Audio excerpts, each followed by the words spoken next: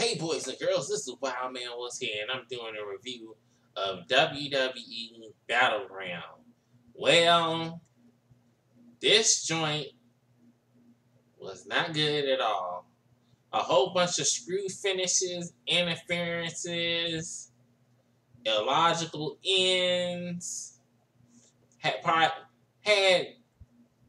one good match with the New Day versus the Usos for the tag team titles. The most hyped match, the Punjabi prison match. That joint was just Randy came out looking like he did not want to be bothered to be in this match, but he put in his effort once he got in the ring.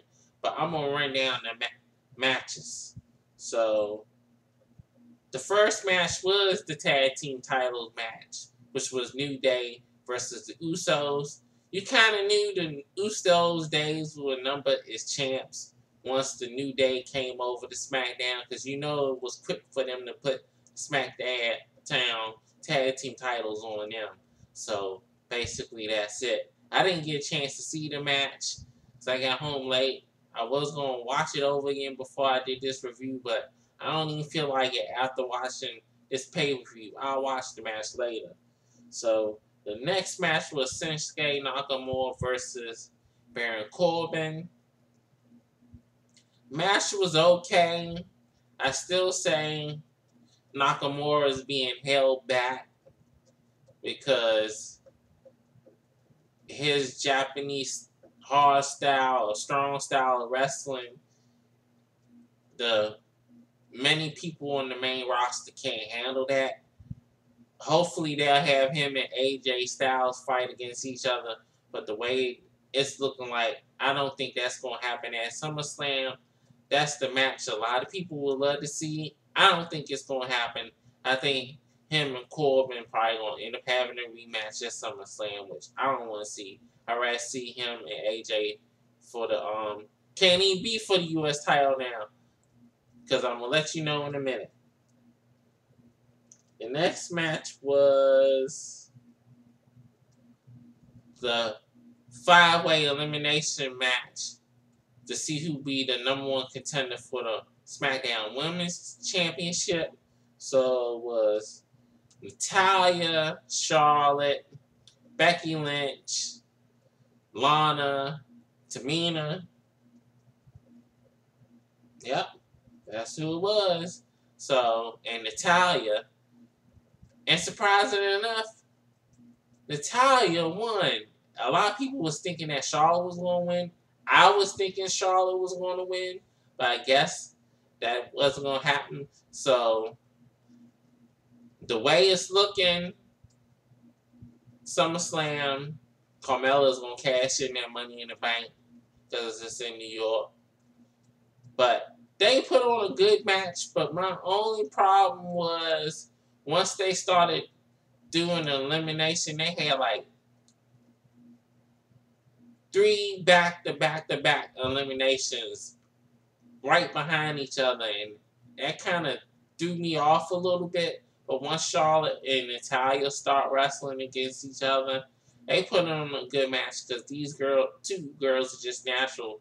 Both of them already had chemistry with each other before, so we'll see how this goes.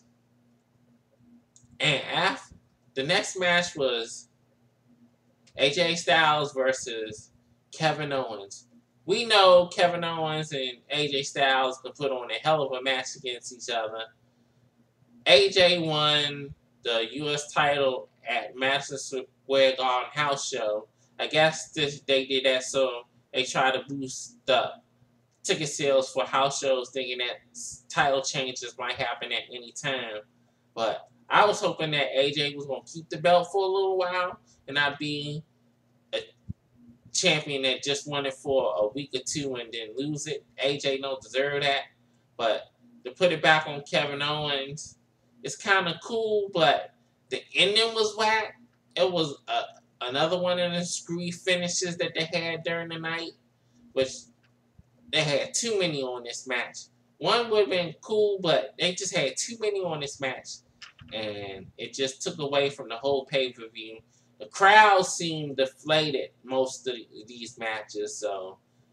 And I know that they had to lower the price on the ticket sales, so they had to drop them like another $20 so they could get more people in there. So you could tell, and the match quality, most of the matches wasn't that great. So the next match was the flag match, John Cena versus Rusev. You knew automatically going in the match that Rusev had no chance in hell to beat John Cena, because it's just the way it's set up. Rusev been off TV months. First thing he do, he eats a pin to John Cena. Even though it's a flag match, I can understand that, but still. And to get put through the table at the end, that's messed up. We know Cena is talking about this might be his last run, so we'll see how this goes with John Cena.